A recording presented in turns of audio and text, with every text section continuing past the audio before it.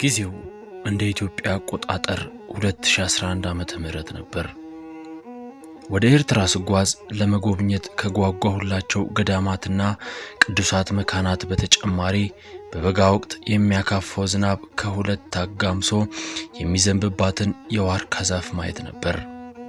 ይህች ዛፍ ደብረ ቢዘን በተባለው ከጥንት ጀምሮ የአቡሻርና የቀመር ትምህርት እንደ ውሃ በሚጨለጥበት ገዳም ውስጥ እንደምትገኝ በታሪክ አንብቤያለሁ። ለአንድ ሳምንት ባደረኩት ቆይታ በተለያየ ጊዜ ወደ ገዳሙ የገቡ ኢትዮጵያውያን መናንያን አግኝቻቸው ነበር። አብዛኛዎቹ የአቡሻርን የቁጥር ትምህርት ለመማር እንደመጡ ለምናኔ የቀሩ ሲሆኑ ብዙዎቹ ደግሞ ወደፊት ለሚመጣው የኢትዮጵያና የኤርትራ ትንሣኤ በከፍተኛ ጥንቃቄ እየተሰሩ ላሉ የምርምር ስራዎች ከፍተኛ አስተዋጽኦ የሚያደርጉ ናቸው። ከገዳሙ ውስጥ ያገኘኋቸው ኢትዮጵያውያን ሊቁ እንደ ግብራቸውን አንስተው አይጠግቡትም። ስለሱ ስራዎችና ስለ ሀገሩ ያለውን ምኞትም በሰፊው ሲነግሩኝ ሰነበቱ። ሊቁ እንደ ግብራቸው ወንበር ሳይዘረጋ ጉባኤ ተክለው ካስተማሩት በላይ ሊቅነቱ ጎልቶ የወጣው ያለ ምክንያት አልነበረም። ከአንድ ምስጢራዊ ቦታ በስውር ተወስዶ በዚያ ካሉት ስውራን አባቶች ጋር ከተገናኘ በኋላ እንደሆነ ነገሩኝ። ከዚህ በተጨማሪም ለማንም እንዳይናገር ቃለ መሐላ ፈጽሞ የጀመረውን የቀመር ትምህርት በአንድ ስውር ዋሻ ውስጥ ሲያጠናቅቅ የኢትዮጵያ ቅጽበታዊ እድገት በአቡሻር የቁጥር ትምህርት የሚል አንድ መጽሐፍ አዘጋጅቶ ምስጢራዊና ሀገር ወዳድ ለሆኑ ኢትዮጵያውያን በድብቅ ያድል እንደነበር ተደረሰበት። መጽሐፉ ስለ ልዩ ልዩ ከዋክብት መውጫና መግቢያ፣ ስውር ፕላኔቶችን ስለማሰስ፣ ስለ ስነ ከዋክብት፣ ወደ ሰማይ ለሚደረግ ማንኛውም በረራ የትኛውን ወቅት መምረጥ እንዳለበትና በዓለም ላይ የሚከሰቱ ልዩ ልዩ ክስተቶች መነሻቸው ምን እንደሆነ የሚያብራራ ነበር። ሊቁ እንደ ግብራቸው አለቃ ገብረሃና የተፈላሰፉበትን የአቋቋም ትምህርት በጉንጩ ከመያዙ በተጨማሪ ለሀገር የነበረውን ፍቅር በቃላት የሚገልጽ አልነበረም። ጎንደር በነበረበት ሰዓት ከመንግስት ስራው በተጨማሪ ከአንድ ምስጢራዊ ዋሻ አሁን በህይወት ከሌሉ ሊቅ ጋር ጀምሮት የነበረው የመጠቀ ምርምር ኢትዮጵያን ከመታደጉ አልፎ ያደጉ ሀገራትን ሳይቀር ስጋት ላይ የሚጥል ነበር። አሁን ላይ በቤተክርስቲያኒቱና በሀገሪቱ ያለውን የሊቃውንት ፍልሰትም ለማስቆም ያለመ እንደነበርም ይነገርለታል። የሁለቱ ሊቃውንት ሐሳብ ጊዜው ደርሶ የቀመር አቡሻር ምስጢራዊ አሰራር ኢትዮጵያ ውስጥ ከመዘርጋቱ በፊት ኢትዮጵያውያንና ትውልደ ኢትዮጵያውያን የሚሳተፉበት አንድ ግዙፍ የምርምር ማዕከል መክፈት ነበር። ይህን አሰራር ለመዘርጋት ከአንድ ስለ ኢትዮጵያ በስውር ከሚሰራ ሀገር በቀል ማህበር ጋር ተስማምቶ ፍጻሜ ላይ ቢደርሱም እቅዳቸውን ከግብ ላይ ማድረስ አልቻሉም ነበር። ይህን እንቅስቃሴያቸውን ይከታተሉ የነበሩ ሰዎች ሊቁ እንደ ግብራቸውን በኢትዮጵያ የሰሜኑ ክፍል ሲያስሩት አብረዋቸው ይሰሩ የነበሩትን ሊቅ ኢትዮጵያ በሞት አጣቻቸው።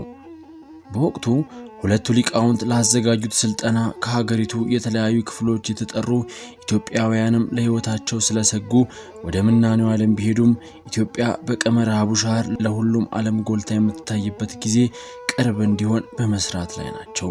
ማዕከሉ 4፣ 8 እና 12 ቁጥሮችን መሰረት በማድረግ የምርምር ስራ እንዲጀመርበት ታስቦ የነበረ ሲሆን ቁጥሮቹ የአቡሻር ስሌት ያላቸውን ሳይንሳዊ ይሆናሉ ተብለው የማይታመኑ የድንቅ ፈጠራዎችን ውጤት በቅርብ ጊዜ በተጨባጭ የሚያሳዩ ነበሩ። ሁለቱ ሊቃውንት ለዚህ ማዕከል የጥናት መነሻ እንዲሆኑ ከስውራኑ ተቀብለው ያመጧቸው ግብዓቶችም ብዙ ነበሩ። ከጥናቱ በተጨማሪም በህዋ ላይ ለሚደረግ ጥናታዊ ሐሳብ ከቦታ ቦታ በስውር መንቀሳቀስ የሚቻልበትንና ከእይታ ውጭ ሆነው የሚበሩበትን ቀመራዊ ስርዓት ከስውራኑ በስጦታ ተቀብለው ነበር። ይህን ስራ በሚገባ ይወጣሉ ተብለው ከኢትዮጵያ የተለያዩ ክፍሎች ለተመረጡ ሊቃውንት በመምህር እንደ ግብራቸው የተጀመረው ስልጠና በውጭና በሀገር ውስጥ ኃይሎች በተቀናበረ ስራ እንዲመከን ተደረገ። እንደ ግብራቸው ወደማይታወቅ እስር ቤት ሲወሰድ ኢትዮጵያ ውስጥ ሊጀመር የነበረው የምርምር ማዕከልም በውጥን ቀረ። እንደ ሊቁ እንደ ግብራቸው የአቡሻርን የቀመር ትንታኔ የሚያውቅ አንድ ኢትዮጵያዊ ቢገኝ ጎንደር ከፋሲል ግንብ ስር ያለው ሀብት ብቻ ለኢትዮጵያ በቂ ነበር። ጣሊያኖች ጎንደር ላይ በተደጋጋሚ ስውር ጥናት የሚያደርጉት በ1928 ዓመተ ምህረት ኢትዮጵያን ሲወሩ በፋሲል ግንብ ዙሪያ የሰፈሩት የቤተ መንግስቱን መሰረት ስር ለመቆፈር የጀመሩት በከንቱ አልነበረም። ቤተ መንግስቱን የማፍረስ ዓላማ ኑሯቸውም አልነበረም። ምኞታቸው ከዚያ ውስጥ የተቀበረውን ኢትዮጵያዊ ሀብትና ሚስጥራዊ ቀመር ማግኘት ነበር።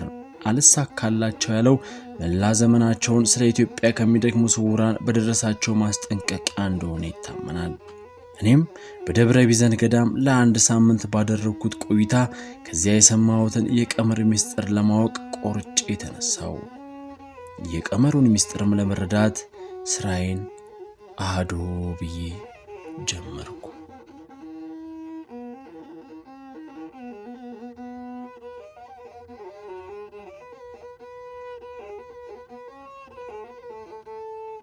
ጊዜው እንደ ኢትዮጵያ አቆጣጠር 2011 ዓመተ ምህረት ነበር።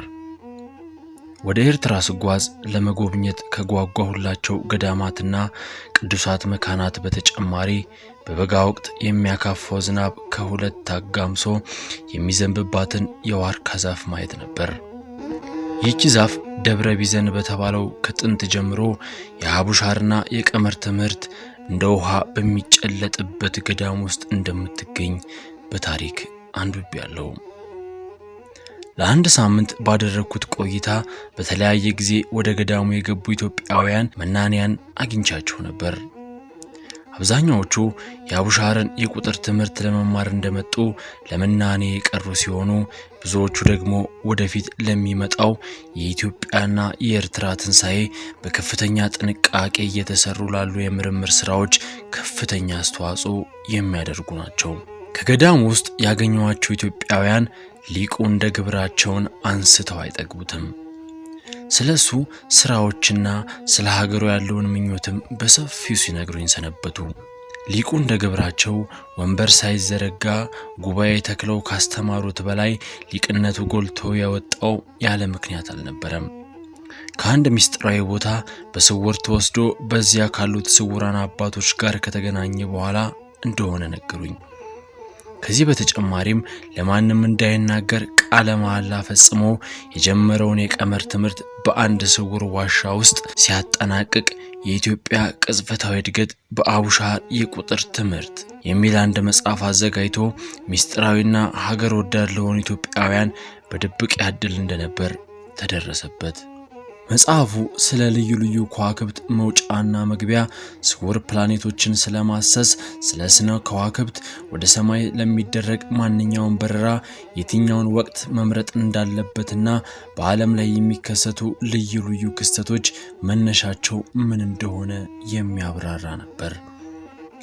ሊቁ እንደ ግብራቸው አለቃ ገብረሃና የተፈላሰፉበትን የአቋቋም ትምህርት በጉንጩ ከመያዙ በተጨማሪ ለሀገር የነበረውን ፍቅር በቃላት የሚገልጽ አልነበረም።